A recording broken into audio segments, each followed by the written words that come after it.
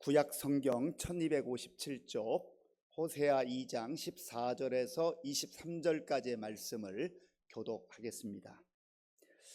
그러므로 보라, 내가 그를 타일러 거친 들로 데리고 가서 말로 위로하고 거기서 비로소 그의 포도원을 그에게 주고 아골 골짜기로 소망의 문을 삼아 주리니 그가 거기서 응대하기를 어렸을 때와 애굽 땅에서 올라오던 날과 같이 하리라. 여호와께서 이르시되 그 날에 네가 나를 내 남편이라 일컫고 다시는 내 바알이라 일컫지 아니하리라. 내가 바알들의 이름을 그의 입에서 제거하여 다시는 그의 이름을 기억하여 부르는 일이 없게 하리라. 그 날에는 내가 그들을 위하여 들짐승과 공중의 새와 땅의 곤충과 더불어 언약을 맺으며 또 이 땅에서 활과 칼을 꺾어 전쟁을 없이 하고 그들로 평안히 눕게 하리라. 내가 네게 장가들어 영원히 살되 공의와 정의와 은총과 긍휼이 여김으로 네게 장가들며 진실함으로 네게 장가들리니 네가 여호와를 알리라. 여호와께서 이르시되 그 날에 내가 응답하리라. 나는 하늘에 응답하고 하늘은 땅에 응답하고 땅은 곡식과 포도주와 기름에 응답하고 또 이것들은 이스라엘에 응답하리라. 내가 나를 위하여 그를 이 땅에 심고 긍휼히 여김을 받지 못하였던 자를 긍휼히 여기며 내 백성 아니었던 자에게 향하여 이르기를 너는 내 백성이라 하리니 그들은 이르기를 주는 내 하나님이시라 하리라 하시니라. 아멘. 할렐루야. 반갑습니다. 우리 옆에 계신 분 또 앞뒤에 계신 분 밝게 웃으면서 인사하겠습니다. 반갑습니다. 은혜 많이 받으세요. 은혜를 받는 게 중요합니다. 우리가 예배에 참석하는 것도 중요하지만 예배 이 자리는 은혜 받는 자리, 하나님 만나는 자리입니다. 제가 1991년도에 장로의 신학대학교 신학대학원에 들어갔습니다. 한 학기 마치고 난 이후에 제 동기 목사님, 그때는 이제 전도사님이었는데 저보다 좀 연배가 있는 그 전도사님과 함께 가평에 있는 틴라이프 수양관이라고 하는 곳에 갔습니다. 거기서 4박 5일로 기억을 합니다. 91년도니까 굉장히 오래된 예전 일이잖아요. 4박 5일을 이제 거기에서 수련회 참여하는데 들어가서 등록을 하고 아마 점심을 먹고 시작했던 것 같아요. 그리고 오후 이제 개회 예배부터 시작하는데 4박 5일 동안 밥 먹고 모여서 찬양하는 거예요. 찬양 1시간 정도 이렇게 했던 기억이 나요. 그리고 성경 읽고 또 목사님 나와서 설교하고 그리고 또 합심으로 기도하고 그리고 또 잠깐 쉬었다가 또 예배드리고 성경 읽고 말씀 듣고 그러고 이제 또 저녁 시간 돼요. 그럼 저녁 먹고 좀 쉬면 좋은데 또 얼마 시간도 안 주고 또 저녁 집회를 합니다. 그렇게 4박 5일을 계속 집회를 했어요. 얼마나 지루하겠습니까? 얼마나 힘들겠어요. 그리고 그때는 이렇게 의자에 앉는 그런 때가 아니에요. 전부 바닥에 앉아가지고 하는데 이게 체력적으로 힘들더라고요. 그런데 은혜가 있어요. 은혜가. 그때 4박 5일 동안 들었던 말씀이 바로 호세아입니다. 호세아. 저는 호세아 말씀을 들으면서 얼마나 큰 은혜를 받았는지 몰라요. 하나님의 애절한 사랑, 하나님의 이해할 수 없는 사랑, 하나님의 놀라운 사랑이 이 말씀 속에 담겨 있더라고요. 그래서 우리가 이 호세아서를 이제 매 금요일마다 지금 묵상을 하고 있는데 호세아 말씀을 잘 묵상을 하고 또 이 말씀을 우리의 삶 속에 적용하면 하나님의 그야말로 놀라운 사랑, 이해할 수 없는 사랑, 그런 사랑을 우리가 받게 되는 줄로 믿습니다. 우리가 사랑받아야 돼요. 사람이 왜 힘들고 어려운지 아십니까? 사랑 못 받아서요. 우리가 사랑받으면, 특별히 하나님의 사랑받으면 우리의 마음속에 어두운 그늘이 떠나기 시작해요. 그리고 두려움이 떠나기 시작합니다. 사랑받는 사람은요, 얼굴빛이 달라지기 시작해요. 그리고 생각이 달라지기 시작합니다. 바라기는 저 여러분들이 때로는 사람의 사랑도 잘 받아야 되겠지만 근본적으로 우리 사람은요, 하나님의 사랑을 받아야 돼요. 하나님의 사랑을 받게 될 때 우리의 구겨졌던 얼굴이 펴지고 우리의 마음속에 근심과 염려로 가득했던 그 모든 것들이 다 물러가고 하나님 주시는 기쁨으로, 자유함으로, 평강으로 그렇게 넘치게 될 줄로 믿습니다.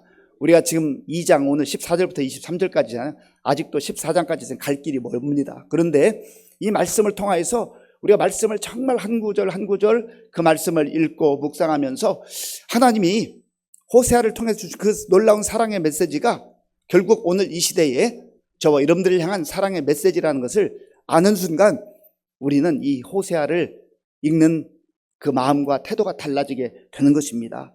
우리는 지난 금요일에 하나님께서 그들이 참 무지하다, 그들이 알지 못하는도다라고 하는 탄식하는 그런 음성을 들었습니다. 하나님께서 이스라엘 백성들에게 생존할 수 있는 모든 것들을 다 주셨어요. 곡식도 주시고 또 삶의 기쁨을, 또 축제를 의미하는 포도주도 주시고 또 그들의 삶을 윤택하게 하는 기름도 허락해 주셨습니다. 그리고 그들의 삶에 필요한 은도 금도 내가 다 주었다. 그런데 참으로 안타까운 것은 그 하나님의 놀라운 사랑과 은혜를 받은 이 백성들이 하나님께서 주셨다라고 하는 것을 알지 못해요. 하나님이 주신 것을 알아야 되는데 그걸 알지 못한단 말이죠. 그게 참 불행입니다. 하나님께서 우리에게 베풀어 주신 놀라운 은혜들이 있는데 이것을 은혜로 알지 못하는 거예요. 그게 어리석은 거예요. 영적으로 참 무지한 겁니다. 하나님께서 그 이스라엘 백성들에게 너희가 어찌하여 이걸 알지 못하느냐, 참 안타깝다 말씀하셨어요. 그러면서 내가 너희들이 가지고 있는 것을 하나씩 하나씩 다 회수해야 되겠다, 도로 찾아와야 되겠다, 그렇게 말씀하시면서 2장 13절 말씀에서는 너희들이 나를 잊어버리고 바알을 섬긴 그 시일만큼 내가 너희에게 벌을 줄 것이다, 이렇게 말씀하셨습니다. 자, 그러면 오늘 14절은 어떻게 시작되어야 합니까? 그러므로 하나님께서 이런 벌을 준비하셨다, 이렇게 나와야 이 문맥이 맞는 겁니다. 그런데 오늘 14절은 그러므로 이런 접속사로 시작해요.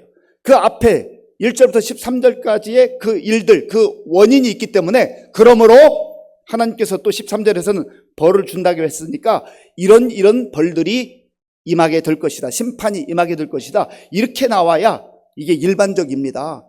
그런데 하나님께서 호세아에게 야, 너 저기 음란한 여자 고멜을 찾아가서 음란한 여자를 찾아서 그 여인과 결혼해라, 그리고 음란한 자식들을 낳아라, 이해할 수 없는 명령했잖아요. 그런데 거기에 하나님의 사랑이 담겨 있는 거예요. 하나님께서 호세아에게만 그렇게 명령하시는 것이 아니라 내가 바로 너희를 위해서 그렇게 살겠다라는 하나님의 의지와 하나님의 그 결단이 거기에 담겨 있는 겁니다. 우리가 이 말씀을 깨닫게 될 때 참으로 하나님의 사랑이 그야말로 놀라운 사랑이라는 것을 알게 되는 거예요. 자, 13절 말씀, 14절을 보겠습니다. 그러므로 보라, 내가 그를 타일러 거친 들로 데리고 가서 말로 위로하고. 말이 좀 안 되잖아요. 앞에 13절에서는 나를 잊어버리고 향을 살라 바알들을 섬긴 시일대로 내가 그에게 벌을 주리라, 여호와의 말씀이니라, 이렇게 말씀하셨잖아요. 그러므로 하나님께서 이런 심판과 이런 징벌을 예비하셨다, 준비하셨다, 매맞을 각오해라, 이렇게 14절에서 나와야 되는데 하나님께서 하시는 말씀이 그러므로 보라, 내가 그를 타일로 거친 들로 데리고 가겠다, 타이르시겠다라는 거예요.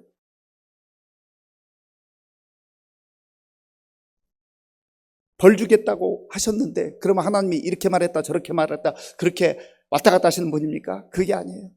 왜 하나님께서 벌 주겠다고 하시는가? 거기에 아픔이 있는 거예요. 거기에 하나님의 고통이 있는 거예요. 하나님의 사랑이 있는 거예요. 우리 자녀들을 양육해 본 부모들은 알잖아요.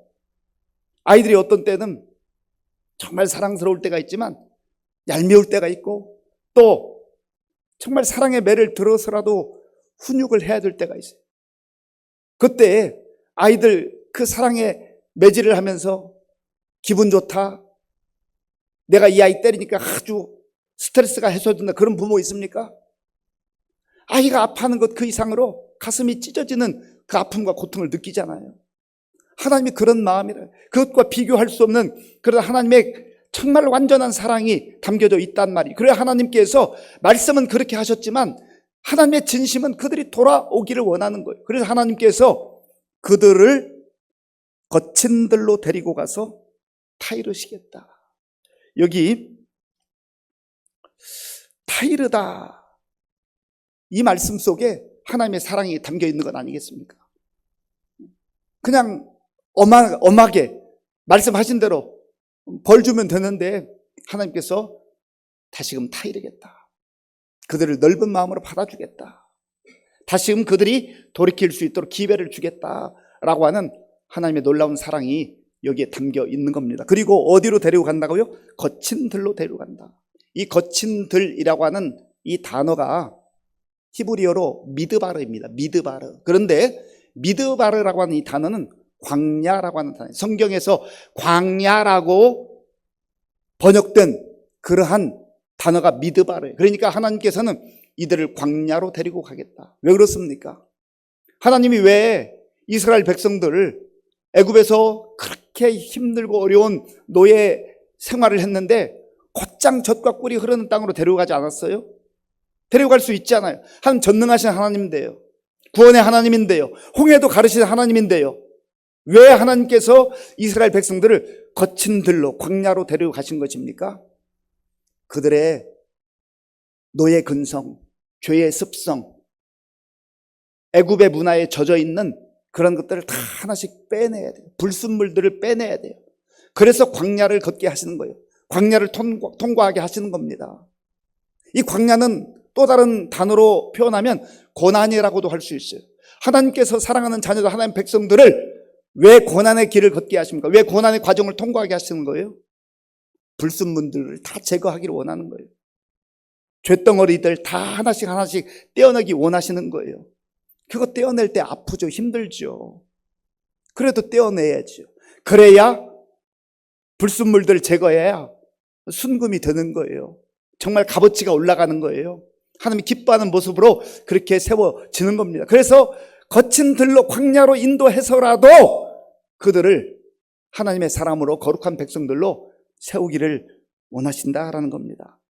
이 광야는 사실은 사람이 자기 힘과 능력으로 살아갈 수 있는 곳이 아니라고 그랬잖아요.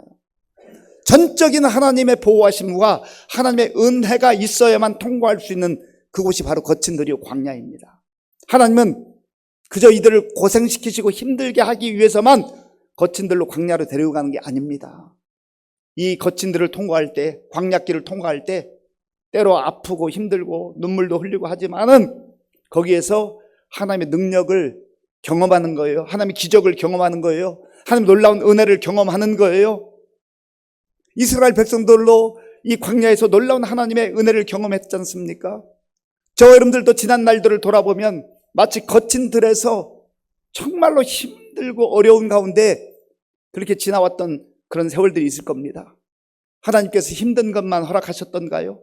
그때는 잘 몰랐는데, 하나님께서 나와 함께 하지 않는 줄 알았는데, 돌아보면 하나님의 놀라운 사랑과 은혜가 그 거친 들 가운데서도, 광야 가운데서도 우리와 함께 하셨던 것을 깨닫게 되지 않습니까?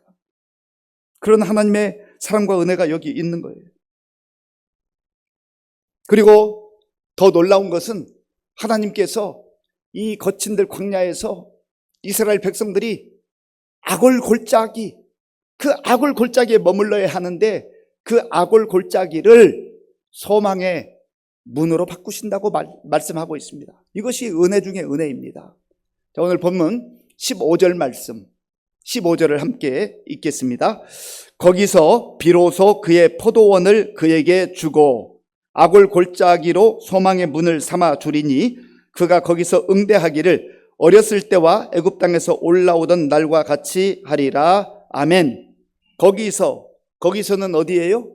거친 들에서, 광야에서, 사람이 살 수 없는 곳에서, 고통과 눈물의 그 현장에서 하나님께서 뭘 주시겠다고요? 포도원을 그에게 주겠다. 이거는 사람들이 농사 지을 수 있는 곳이 아니잖아요. 그런데 하나님께서 풍성함을 주시겠다. 풍성한 은혜를 주시겠다고 하는 놀라운 약속입니다. 그리고 그곳은 바로 아골 골짜기와 같은 곳이라는 거예요. 여러분 아골 골짜기 아시죠? 찬송가 323장인가요? 부름받아 나선 이 몸 부르다 보면 빈들이나 거친들이나 아골 골짜기까지 가서라도 복음을 전하겠다, 그런 찬양 가사가 있는데요.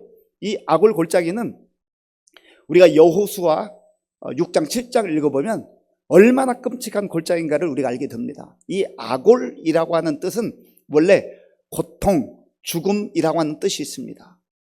하나님께서 여호수아를 필두로 이스라엘 백성들이 여리고성, 약속의 땅 여리고성을 처음으로 점령할 때 그냥 하루에 한 바퀴씩 돌라고 했어요.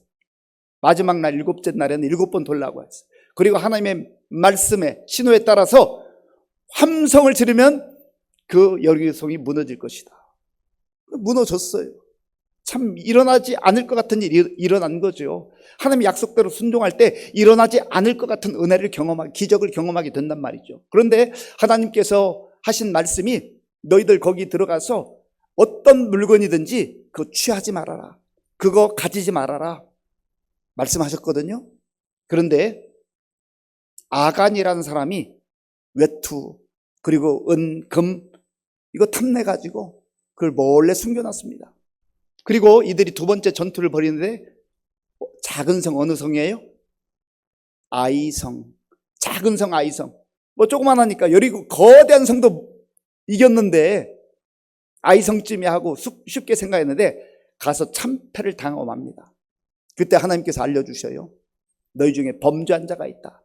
그래서 제비를 뽑았는데 아간이라는 사람이 뽑혔습니다. 결국은 다 실토할 수밖에 없었죠. 그리고 자기가 훔쳤던 외투, 은, 금과 함께 가족들까지 함께 아골 골짜기에 가서 돌에 맞아 비참하게 죽게 됐어요.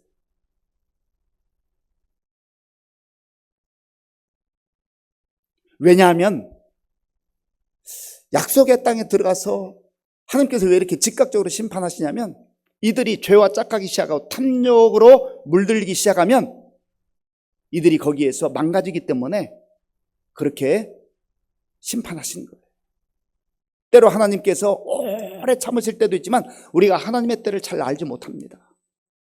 하나님, 누구는 그렇게 빨리 죽이시고 누구는 왜 이렇게 오래 참아주시고, 그건 우리가 알 수 없는 거예요. 하나님의 섭리 가운데 있는 거예요. 중요한 것은 저 여러분들이 단번에 하나님의 진노와 심판을 받지 아니하고 지금까지 하나님의 은혜와 긍휼 가운데 살고 있다라고 합니다. 우리는 어떤 경우에는 그런 성경 말씀을 읽으면 막 갑자기 흥분합니다. 하나님 너무하시네요. 하나님 어떻게 그럴 수 있어요? 마치 자기가 의로운 것처럼. 그런데 우리는 수를 헤아릴 수 없을 정도로 용서를 받았고 하나님께서 기다려 주시는 거예요. 그걸 깨닫지 못하는 겁니다. 바로 그런 고통의 골짜기, 돌 맞아 끔찍하게 죽어가는 그 골짜기, 심판의 골짜기, 죽음의 골짜기, 그 아골 골짜기에 버려질 수밖에 없는 이 우상을 섬긴 하나님을 배반한 이 이스라엘 백성들, 하나님 백성들을 하나님께서는 내가 그 골짜기에서 심판의 자리에서 뭘로 바꿔주시겠다고요? 소망의 문으로 바꿔주겠다, 변화시켜주겠다. 이것은 호세아를 통하여서 그 당시 백성들에게만 주신 말씀이 아니에요. 오늘 저와 여러분들에게도 동일하게 주시는 약속의 말씀입니다. 우리 가운데 어떤 분들은 마치 내가 아골 골짜기를 지나는 것 같은 그 눈물과 아픔과 앞이 보이지 않는 그런 절망 가운데 있는 분들이 있을 거예요. 이 시간 하나님께서 이 호세아 말씀을 통하여서 사랑하는 딸아, 사랑하는 아들아, 내가 너의 그 아픔의 골짜기, 눈물의 골짜기, 죽음의 골짜기, 고통의 골짜기, 그 골짜기를 변화해서 소망의 골짜기로 변하게 하겠다. 이거를 우리가 이 예배 시간을 통해서 듣게 될 때에 새 힘을 얻게 되고 새로운 용기를 갖게 되고 새로운 소망을 갖게 되는 겁니다. 그리고 하나님께서 호세아를 통해서 이스라엘 백성들에게 들려주신 말씀은 가히 깜짝 놀랄 정도예요. 자, 본문 16절 말씀, 17절 말씀, 16절, 17절 우리 함께 읽겠습니다. 여호와께서 이르시되 그 날에 네가 나를 내 남편이라 일컫고 다시는 내 바알이라 일컫지 아니하리라. 내가 바알들의 이름을 그의 입에서 제거하여 다시는 그의 이름을 기억하여 부르는 일이 없게 하리라. 아멘. 하나님께서 하나님의 백성들과 더불어서 관계를 맺어갈 때 제가 지난주에 두 가지 형태로 크게 나타난다고 했어요. 하나는 아버지와 자녀의 관계, 아버지와 자녀의 관계로 나타나요. 그리고 또 더 친밀한 관계는 남편과 아내의 관계, 신랑과 신부의 관계입니다. 그래서 신랑 되신 예수님, 또 신부인 교회, 신부인 우리 그리스도인들을 성경에서 그렇게 친밀한 관계로 표현을 합니다. 그런데 하나님께서 오늘 호세아를 통하여서 악을 골짜기에서 하나님의 진노와 심판을 받아 마땅한 그러한 우상 앞에 무릎 꿇었던 백성들을 향하여서 내가 너의 남편이 될 것이다. 너희가 나를 내 남편이라고 부르게 될 것이다. 이거 상상할 수 없는 은혜잖아요. 어떻게 이런 은혜가 임한단 말입니까? 그리고 너희들이 지금까지 바알을 향해서 내 바알이라고 했다. 내 바알. 여기 내 남편, 내 바알. 이게 굉장히 대비적인 그런 표현입니다. 이 바알이라고 하는 신은 다산과 풍요를 상징하는 이방 사람, 특별히 가나안 부족들이 섬겼던 신입니다. 그런데 이 우상의 특징은 뭐냐면 섬기는 사람들과 인격적 관계를 맺을 수가 없다라는 거예요. 우상은 살아있는 신이 아니기 때문에 그렇습니다. 그냥 무조건 나에게 복을 주세요, 나에게 풍요로움을 주세요 라고 비는 거예요. 자기의 욕망을 담아서 그렇게 비는 겁니다. 그게 바로 우상과 우상을 섬기는 자의 관계예요. 그리고 이 바알이라고 하는 이 단어 속에는요, 주인이란 뜻이 있어요. 바알, 당신이 나의 주인입니다. 그리고 이 바알이라고 하는 단어 속에는 남편이라는 뜻도 있습니다. 그러니까 이스라엘 백성들이 바알 앞에 가서 머리를 조아린다는 것은 당신이 나의 주인입니다, 당신이 내 남편입니다, 그런 의미가 있다라는 거예요. 그런데 하나님께서 그 모든 것들을 다 갈아엎으시고 너희가 더 이상 바알을 나의 주인이라 말하지 말고 내 남편이라 말하지 말고 나를 남편이라고 불러라. 이게 하나님의 놀라운 사랑의 극치 아닙니까? 여기에 십자가의 사랑이 담겨져 있는 거예요. 그리고 17절에서는 내가 바알들의 이름을 그의 입에서 제거할 것이다. 바알이 있으면 이스라엘 백성들이 불행해지기 때문에, 그것 때문에 악을 골짜기로 쫓겨가야 되기 때문에 하나님께서 그 모든 것들을 제거하시겠다라고 말씀하고 있는 겁니다. 그리고요, 하나님께서 참 놀라운 표현을 하셔요. 호세아를 통하여서 하나님이 얼마나 이 자격 없고 또 정말 어떻게 보면 허물이 많은 고멜과 같은 그런 존재인 이스라엘을 향하여서 하시는 말씀 한번 보세요. 기가 막힌 은혜입니다. 19절 20절 우리 함께 읽겠습니다. 내가 네게 장가들어 영원히 살되 공의와 정의와 은총과 긍휼히 여김으로 네게 장가들며 진실함으로 네게 장가들리니 네가 여호와를 알리라. 아멘. 하나님이 이스라엘 백성들을 향하여서, 어떤 이스라엘 백성들이요? 우상 앞에 가서 머리를 조아리는 그런 참으로 추하고 더럽고 음행에 빠진 그 이스라엘을 찾아오셔서, 고멜과 같은 존재를 찾아오셔서 내가 너에게 장가들겠다. 그것도 한 번만 말씀하시는 게 아니라 세 번에 걸쳐서, 제가 한 번 더 읽어볼까요? 내가 네게 장가들어 영원히 살되 공의와 정의와 은총과 긍휼히 여김으로 네게 장가들며 진실함으로 네게 장가들리니 네가 여호와를 알리라. 아멘. 거기 보면 공의와 정의와 은총과 긍휼히 여김으로 네게 장가들며, 그동안 모든 더러웠던 것, 탐욕에 그렇게 혼합되어져 있던 것 다 하나님께서 제거하시고 내가 너에게 장가들 것이다. 그리고 이것은 그냥 한번 해보는 말이 아니라 20절에 보면 뭐라고 돼 있어요? 진실함으로 내게 장가들며. 하나님은 허튼 소리를 하시는 분이 아니잖아요. 진실하신 하나님께서 내가 진실함으로 너와 사랑의 관계를, 언약의 관계를 맺기를 원한다. 이런 놀라운 표현을 하시는 거예요.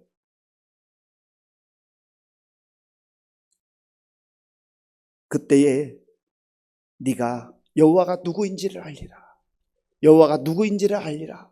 여기 안다는 표현은요, 그냥 풍문을 듣고 누군가로부터 전해 듣고 내가 들었어, 알고 있어, 그런 알미 아니에요. 야다라는 단어인데요, 경험적으로 아는 거예요. 야, 하나님은 내가 상상했던, 생각했던 그 생각을 뛰어넘고 상상을 초월하는 그런 놀라운 하나님이시구나. 은혜의 하나님이시구나. 나를 받아주시고 용서하시는, 용납하시는 하나님이시구나. 은혜의 하나님이시구나. 사랑의 하나님이시구나.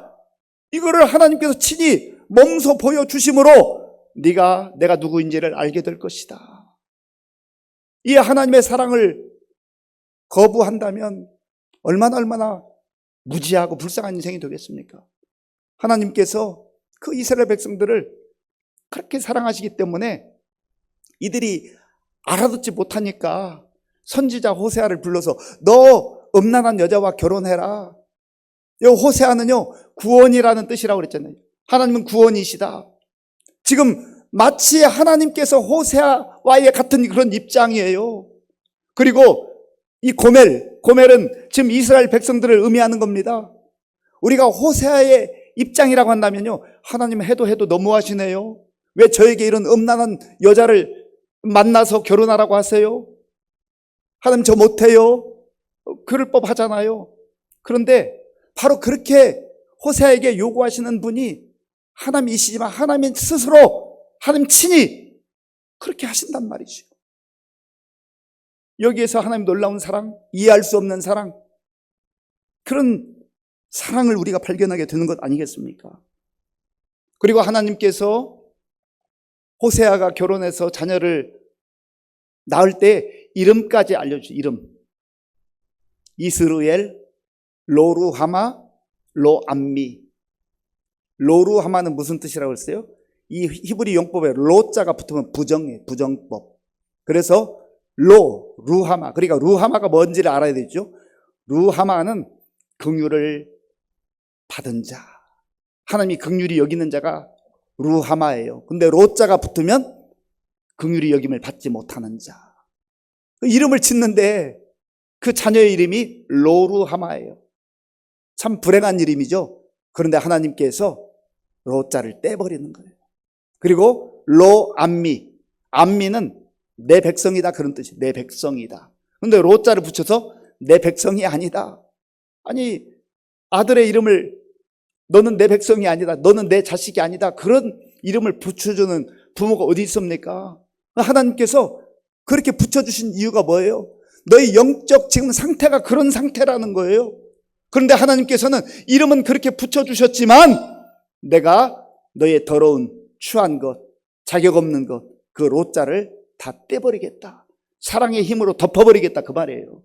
그래서 결국은 하나님께서 오늘 마지막 절 23절에서 다시 한번 하나님의 그 놀라운 사랑을 표현해 주시지요. 우리 23절 함께 읽겠습니다. 내가 나를 위하여 그를 이 땅에 심고 긍휼히 여김을 받지 못하였던 자를 긍휼히 여기며 내 백성 아니었던 자에게 향하여 이르기를 너는 내 백성이라 하리니 그들은 이르기를 주는 내 하나님이시라 하리라 하시니라. 아멘. 이것이 바로 하나님의 마음이라고요. 하나님의 진심이라고요.